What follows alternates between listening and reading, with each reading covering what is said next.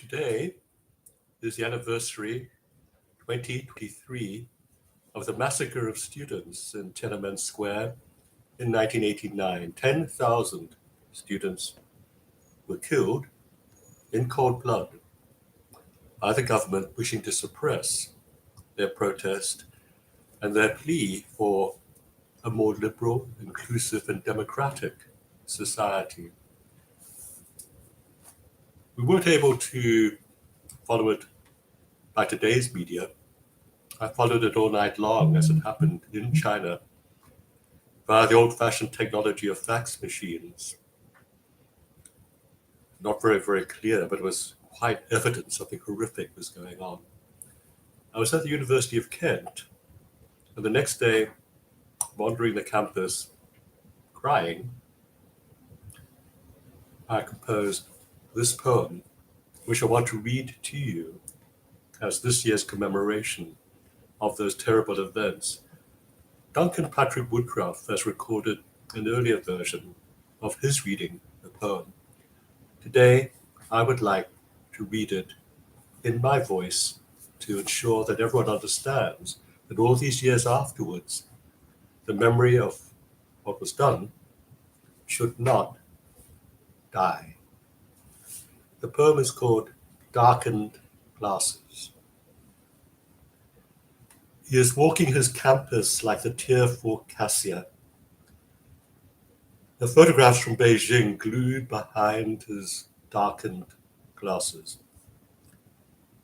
He is muttering inconsequentials about mothers, fathers, comrades, who have irretrievably grasped their consequence, but he squints at the path beyond the darkened photographs, dares not look up in case the images of hope, the mirages of hope that sometimes dance in winds among the clouds should haunt him. He is walking his summer campus, a day for mourning, not for looking up, and blood is on the hands of his imagination, for he imagines something pure, revengeful, calculates not yet the path ahead. Behind him are walking generations, ancestors, all the white head-banded heroes of those who unarmed stood and fought, and who, younger than he, are ancestors now. Their footfalls behind, their photographs before, and they see certainly the path, and they say, arise. And the countless generations of ancestors behind say, go forward. Do not retreat. Die.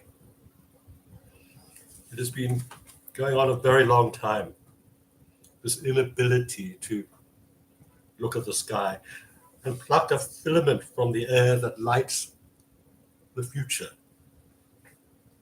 And the generations are themselves mourning repeated failures. All of us with the yellowed skin, red blood, and sunstruck eyes of antiquity.